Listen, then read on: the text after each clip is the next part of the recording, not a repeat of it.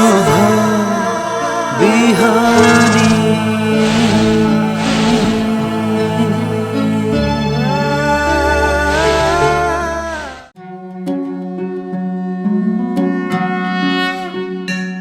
ओम सच्चिदानंदरूपाय विश्वोत्पत्त्यादिहेतवे तापत्रय विनाशाय श्रीकृष्णाय वयं नुमः। समादरणीय दर्शक वृंद, प्रभातकालीन हार्दिक नमस्कार। इमेज चैनल को शुभ बिहानी कार्यक्रम मार्फत हामी उपस्थित भइसकेका छौं। हामीले श्रीमद् भगवत गीताको बारेमा निरन्तर विचार विमर्श गर्दै आएका छौं। आजको सन्दर्भ गीताको तृतीय अध्याय अर्थात् तेस्रो अध्यायमा यहाँ कर्मयोगको बारेमा भगवान श्रीकृष्ण र अर्जुनको बीचमा संवाद भइराखेको छ र कर्मयोगबाट सिद्धि प्राप्त गरिसकेपछि त्यो सिद्धि प्राप्त गर्ने महापुरुषहरू, त्यो सिद्धि प्राप्त गर्ने व्यक्तिहरूको सम्बन्ध, उनीहरूको लक्षण कस्तो हुन्छ, अर्थात् त्यो सिद्धि प्राप्त गरेका व्यक्तिहरू कस्ता हुन्छन् त?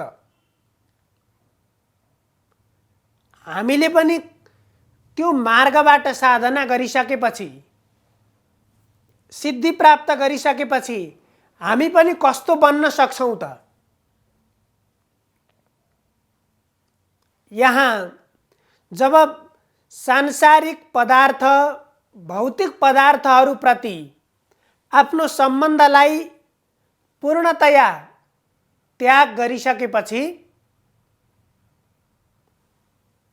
त्यो कर्मयोगबाट बल्ल सिद्धि प्राप्त हुन्छ। हामीले कर्म मुख्य गरेर दुईवटा उद्देश्य राखेर कर्म गरिन्छ। संसारमा जति पनि मान्छे छन्, सबै मानिसको कर्म गर्नुका उद्देश्य जम्मा दुई प्रकारका उद्देश्य हुन्छन्।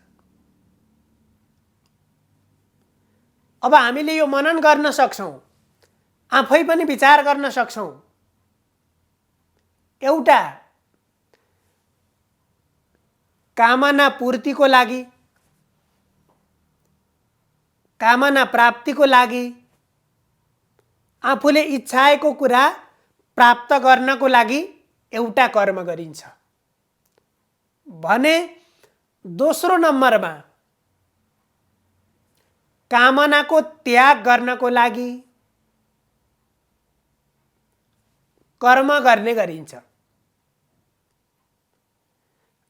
कर्मका दुईवटा उद्देश्य छन्, एउटा कामना प्राप्ति र अर्को कामनाको त्याग।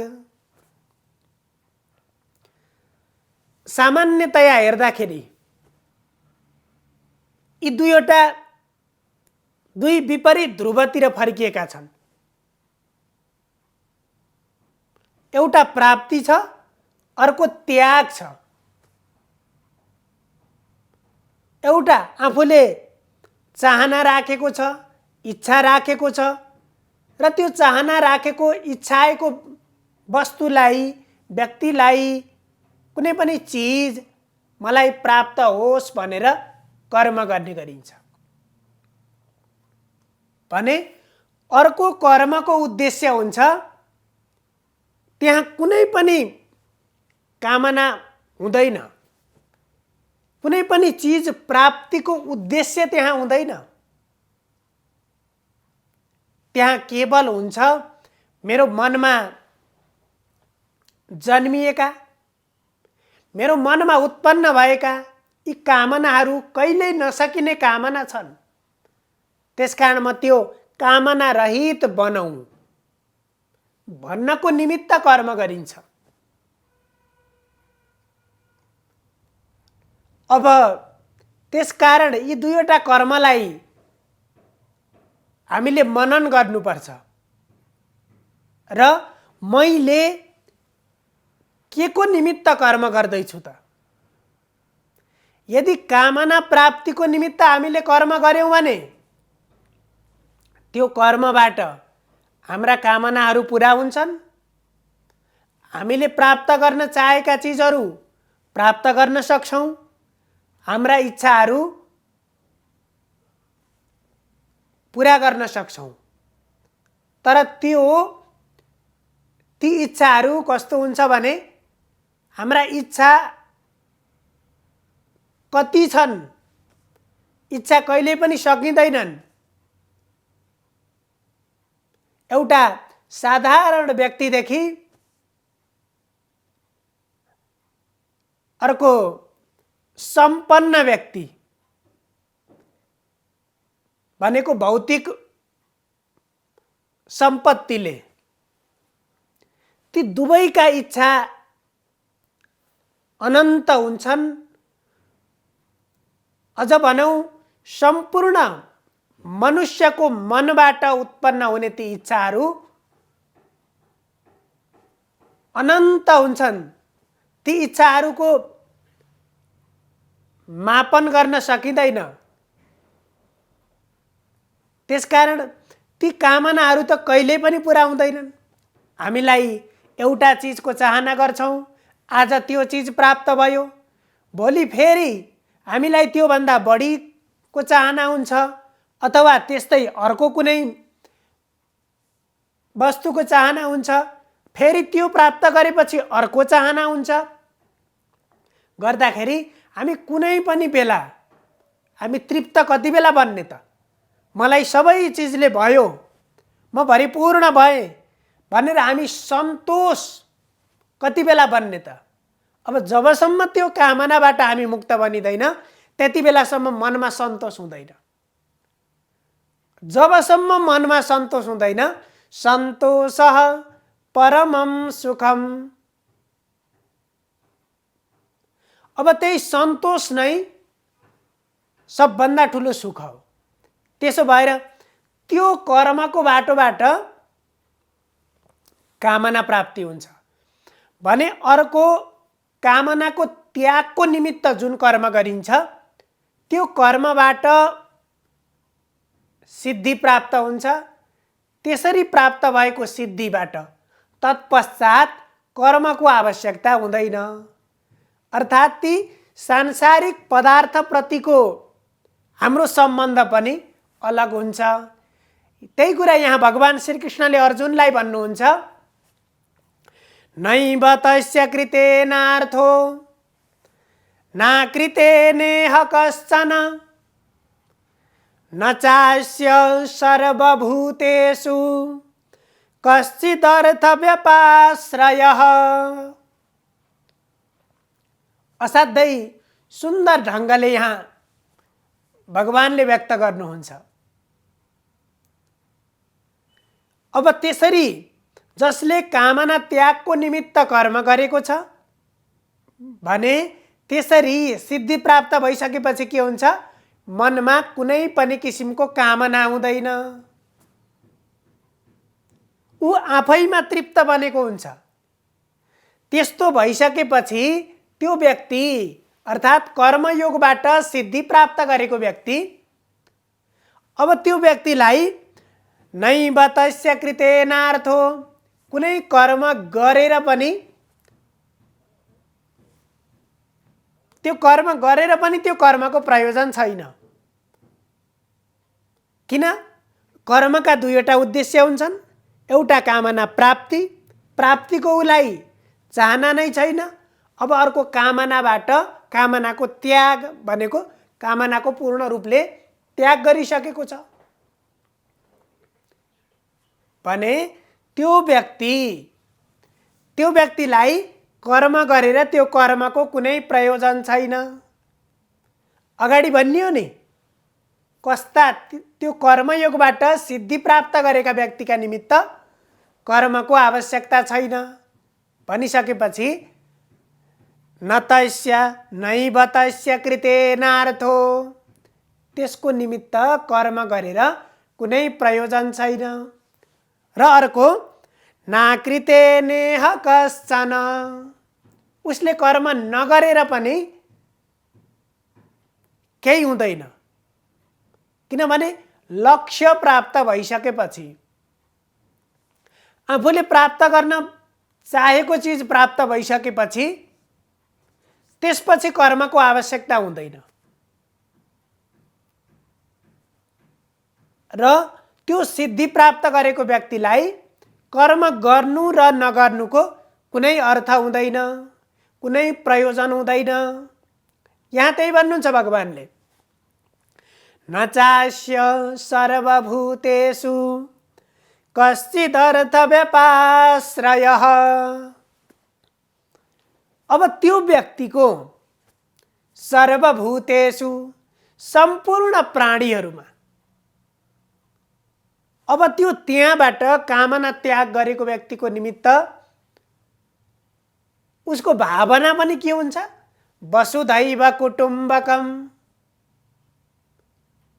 यहाँ यो मेरो हो, यो तेरो हो, यस किसिमको भावना हुँदैन। अर्थात् सबैप्रति त्यो समान भावना, समान विचार। यो विश्व ब्रह्माण्डमा जति पनि प्राणी छन् ती सबै मेरा दाजुभाइ हुन्। अर्थात् यी प्राणीहरूमा मेरो कोही शत्रु पनि छैन, मेरो कोही मित्र पनि छैन। यस किसिमको भाव, यस किसिमको समबुद्धि, त्यो सिद्धि प्राप्त गरेको, कामना त्याग गरेको व्यक्तिको निमित्त ती पदार्थप्रति, कुनै पनि प्राणीहरूप्रति त्यहाँ केही सम्बन्ध रहँदैन। अब एक दिन त हामी त्यही अवस्थामा पुग्ने हो,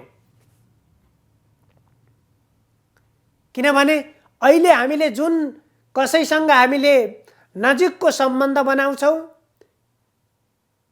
कसैसँग हाम्रो सम्बन्ध रहँदैन होला, तर त्यो पनि के हो? त्यो वास्तवमा त त्यो छेडिको नि। जति बेलासम्म हामी यो संसारमा रहन्छौँ, धेरै लामो समयसम्म टिकियो भने, त्यो सम्बन्ध रह्यो भने त्यति बेलासम्म मात्रै रहने हो। भनेपछि यो सम्बन्ध भनेको शाश्वत सम्बन्ध होइन। त्यसकारण हामीले सबैप्रति समान भाव राख्ने, सबैप्रति समान व्यवहार गर्ने भनेको त्यस किसिमको त्यो साधु बुद्धि, त्यस किसिमको त्यो ज्ञानी पुरुषहरूमा हुने बुद्धि, जसमा कुनै पनि किसिमको भेद दृष्टि हुँदैन। उनले कसैलाई सानो पनि देख्दैनन्, कसैलाई ठुलो पनि देख्दैनन्। अर्थात् उनीहरूको दृष्टिमा सुरमुनिदेखि भुसुनासम्म सबै प्राणीहरू ती समबुद्धिवाला, अर्थात् ती सिद्ध पुरुषहरूको दृष्टिमा समान हुन्छन्। उनीहरूमा त्यो फरकपनको, अर्थात् सानो ठुलो, धनी गरिब, उच्च नीच, यो किसिमको दृष्टि हुँदैन। त्यसकारण त्यो दृष्टिबाट मुक्त बनिसकेपछि, त्यो दृष्टिबाट, त्यो भावनाबाट स्वच्छन्द बनिसकेपछि, त्यसबाट स्वतन्त्र बनिसकेपछि अनि त्यति बेला मनुष्यको निमित्त कर्मको आवश्यक हुँदैन। अब अहिले त हामीले गर्ने कर्म भनेको कि त भने मैले यो चिज प्राप्त गर्छु, मैले यस्तो चिज प्राप्त गर्ने मेरो चाहना छ, यो पाउनको लागि मैले यो काम गर्छु।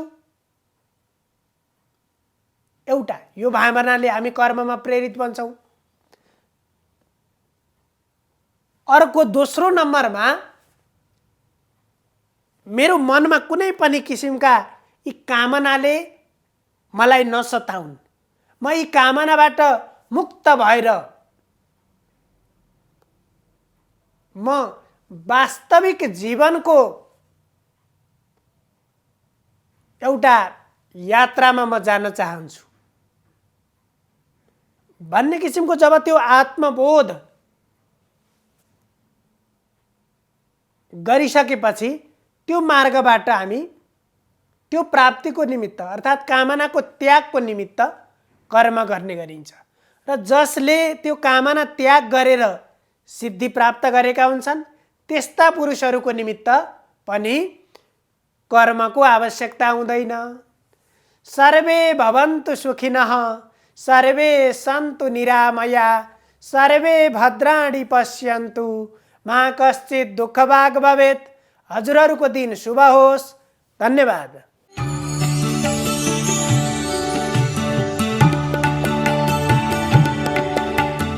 नमस्कार, तपाईको आजमा स्वागत छ। म ज्योतिष आचार्य नारायण प्रसाद भण्डारी सधैँ चाहिँ दैनिक पञ्चाङ्ग र राशिफलका साथ उपस्थित भइसकेको छु र सुरु गरौँ आजको पञ्चाङ्गबाट।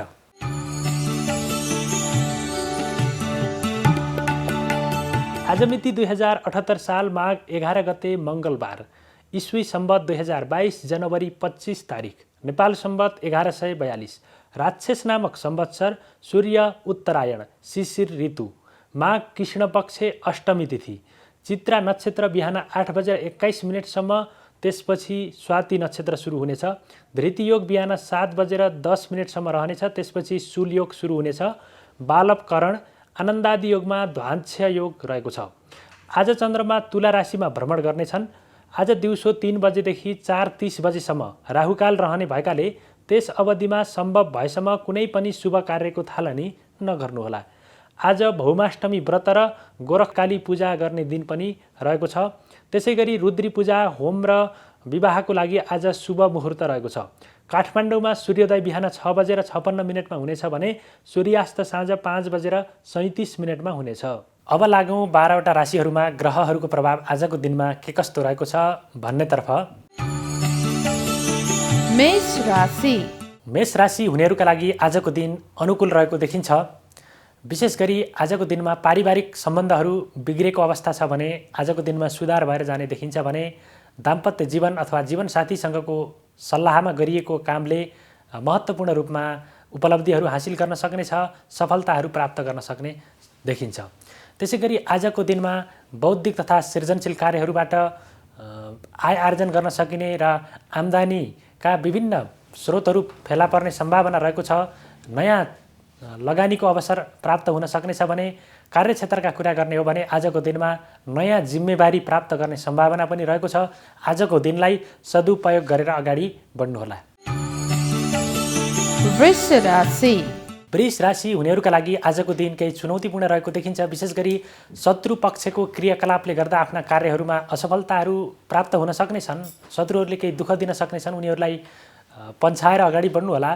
त्यसैगरी आजको दिनमा मुद्दा मामिलाहरू विवादहरूमा पनि सहभागी बन्नुपर्ने अवस्था रहेको छ। त्यसैले अनावश्यक वाद विवादहरूमा सहभागी नहुनुहोला, बोल्दाखेरि केही विचारपूर्वक बोल्नुहोला। त्यसैगरी आजको दिनमा आर्थिक अवस्था पनि सङ्कटपूर्ण अवस्था रहेको हुनाले खर्च गर्दा केही मितव्ययी भएर गर्नुहोला। त्यसैगरी आजको दिनमा प्रेम जीवनमा पनि केही धोकाको अवस्था सामना गर्न सक्ने सम्भावना रहेको देखिन्छ। प्रेमीको मनोभाव बुझेर अगाडि बढ्नुहोला। मिथुन राशि हुनेहरूका लागि आजको दिन अनुकूल रहेको देखिन्छ। विशेष गरी सन्तान पक्षका क्रियाकलापहरूबाट मनमा आनन्दको अनुभूति हुने देखिन्छ भने आर्थिक क्षेत्र आय आर्जनका माध्यमहरू पनि प्रशस्तै फेला पर्नेछन् र नयाँ आम्दानीको स्रोतहरू पनि फेला पार्न सकिने देखिन्छ। त्यसैगरी नयाँ क्षेत्रमा रोजगारीको सम्भावना पनि रहेको देखिन्छ भने मान सम्मान प्रतिष्ठा र पुरस्कार प्राप्त गर्न सक्ने सम्भावना पनि रहेको देखिन्छ। त्यसै गरी आजको दिनमा स्वास्थ्यमा पनि सुधार भएर जानेछ भने मनोरञ्जनात्मक क्रियाकलापमा पनि सहभागी हुने अवसर जुर्नेछ। कर्कट राशि कर्कट राशि हुनेहरूका लागि आजको दिनमा अत्यन्तै विलासिताका वस्तुहरूको प्रयोग गर्न पाइनेछ।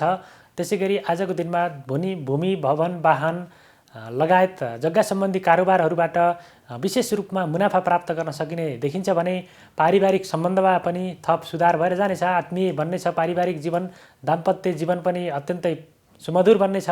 त्यसै गरी आजको दिनमा कार्यक्षेत्रका कुरा गर्ने हो भने साथी सहकर्मीहरूको अपेक्षित रूपमा सहयोग पाउने हुनाले कार्य सम्पादनमा सघाउ पुग्नेछ र आफूका आँटे ताकेका कामहरू पनि आजको दिनमा पुरा भएर जाने देखिन्छ।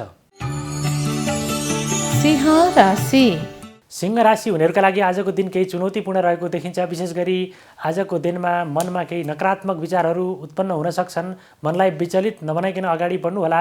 कार्यहरू सिद्धि नहुँदा मनमा केही निराशाको अवस्था पनि आउन सक्छ। शत्रुहरूले केही अवरोधहरू पुर्याउन सक्छन्, शत्रुहरूले दुःख दिन सक्छन्। स्वास्थ्यमा पनि केही प्रतिकूलताको अवस्था आउन सक्छ। त्यसै गरी आजको दिनमा धन सम्पत्ति चोरी हुन सक्ने अथवा नोक्सान हुन सक्ने, आफ्ना सवारी साधनहरूमा पनि केही क्षति हुन सक्ने सम्भावना रहेको छ। यात्राको क्रममा पनि केही सावधानीपूर्वक अगाडि बढ्नुहोला।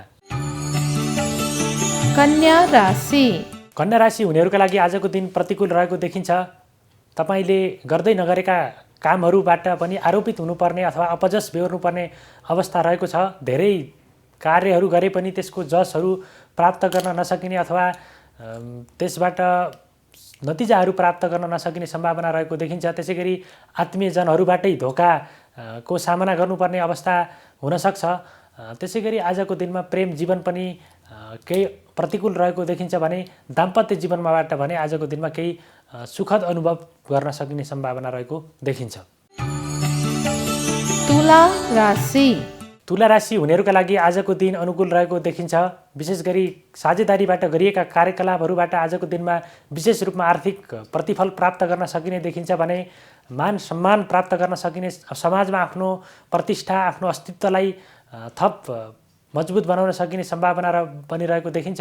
त्यसै गरी आजको दिनमा भाग्य बलको सकारात्मक प्रभाव परेको हुनाले थोरै मेहनतबाट पनि धेरै नतिजाहरू प्राप्त गर्न सकिनेछ भने आँटे ताकेका कामहरूमा पनि आजको दिनमा सफलता प्राप्त गर्न सकिनेछ। मुद्दा मामिलाहरूबाट छुटकारा पाउनेछ भने स्वास्थ्यमा पनि केही सुधारको अवस्था देखिएको छ।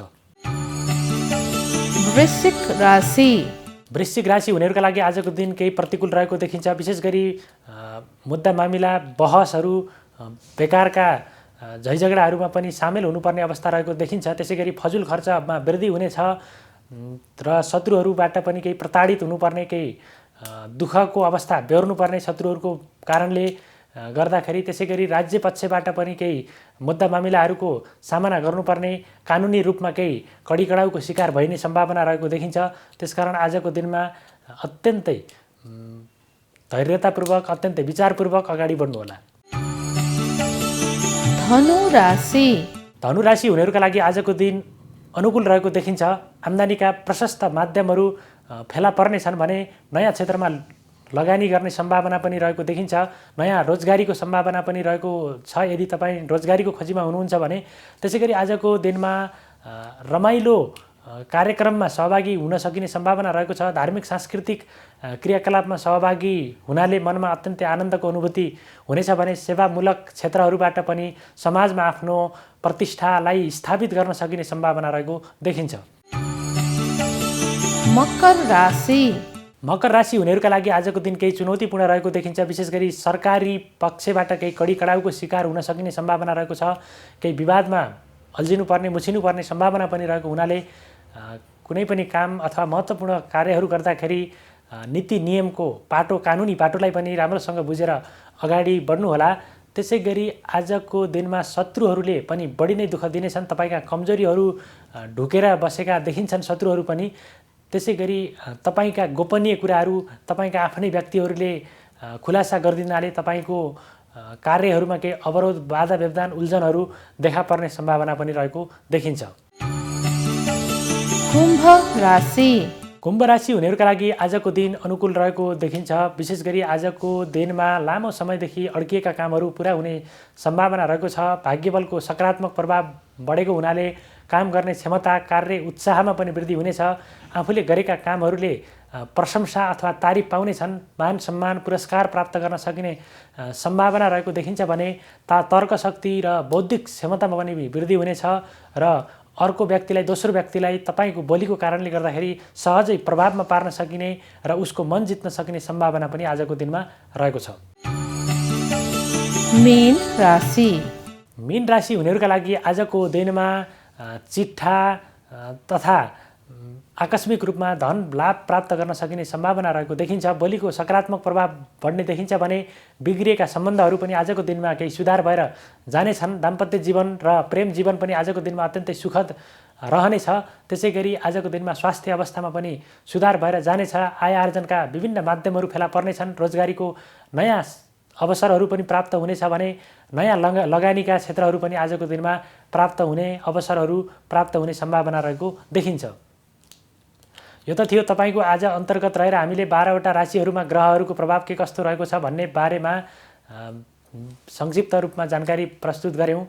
राशिफलमा जे जस्तो भए पनि आफ्नो कर्मलाई भने निरन्तर रूपमा सकारात्मक तरिकाले अगाडि बढाउनु होला। मनमा सकारात्मक विचारका साथ कर्मप्रति अत्यन्तै प्रतिबद्ध भएर अगाडि बढ्नु होला। पक्कै पनि नकारात्मक फलमा केही कमी हुनेछ भने सकारात्मक फलमा अझै बढोत्तरी भएर तपाईँको दिनदशा अत्यन्तै सकारात्मक हुनेछ।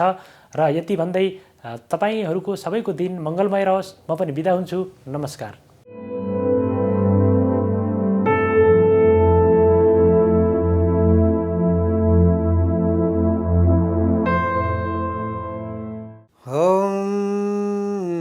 यं ब्रह्मा वरुणेन्द्र रुद्रमरुतस्तुन्नन्ति दिव्यैस्तवैः वेदैः साङ्गपदक्रमोपनिषदैर्गायन्ति यं सामगा ध्यानावधितद्गतेन मनसा पश्यन्ति यं योगिनो यस्यान्तं न विदुः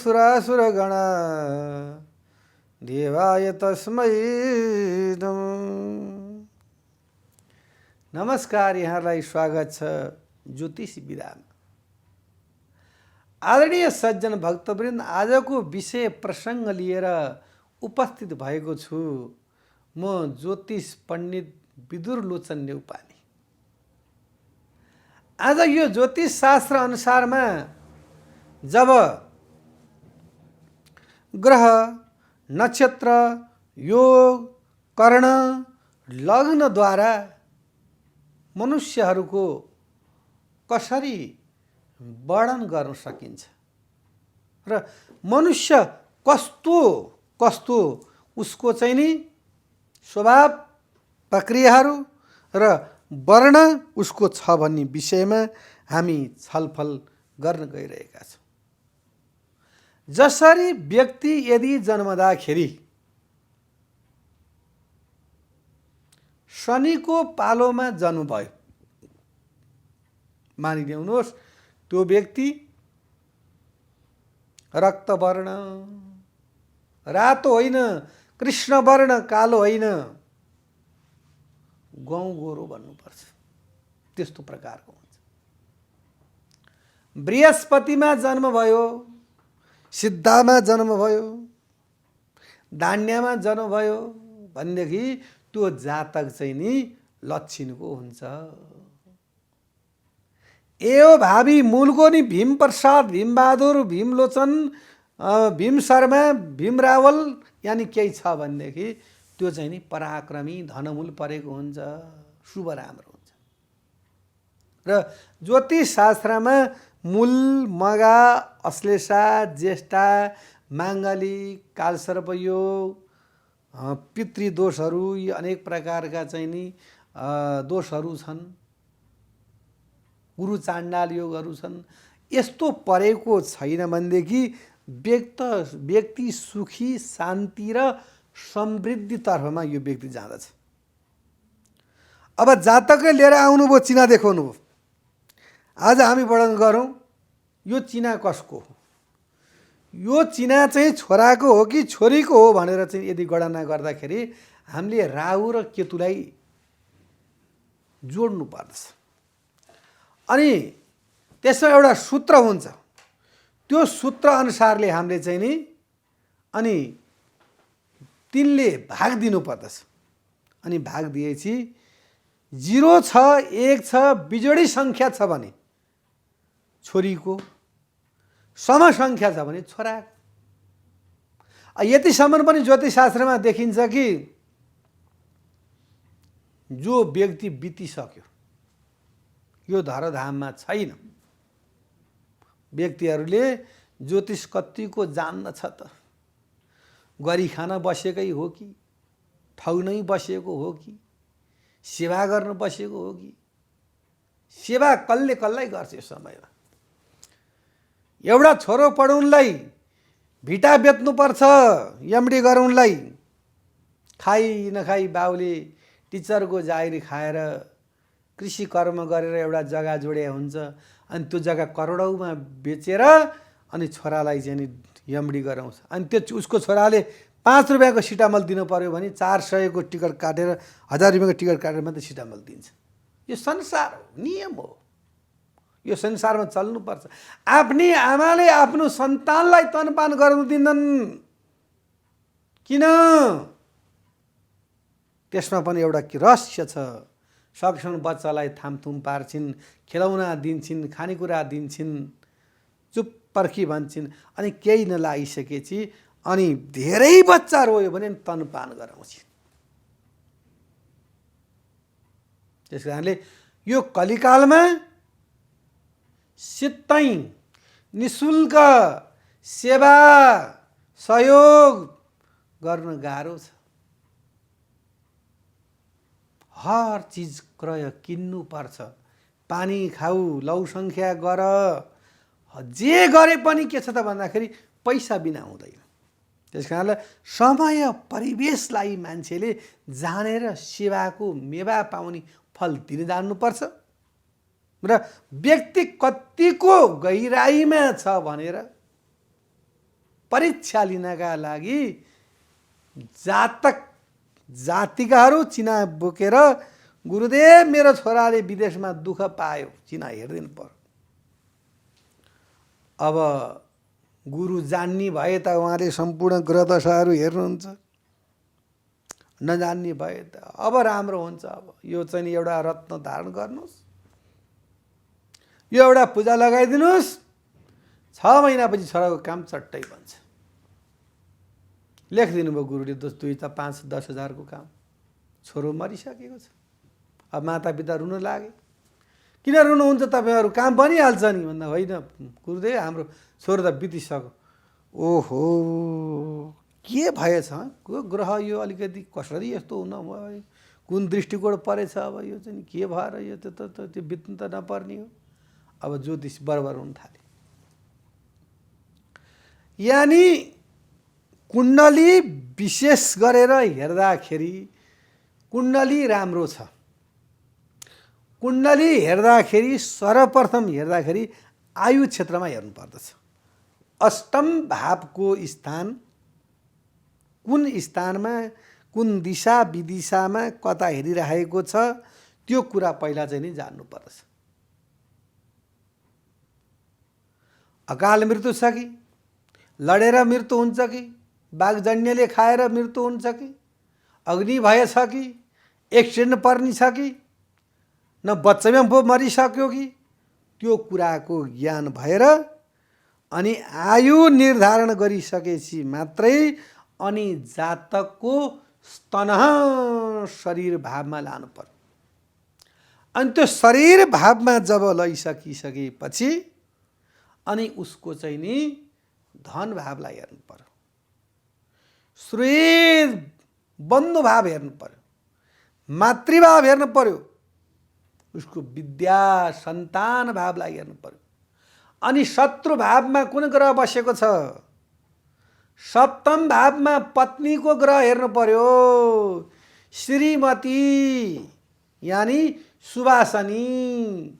सुवासनी भनेको को छ त भन्दाखेरि अच्छा बस्न दिनेवाला।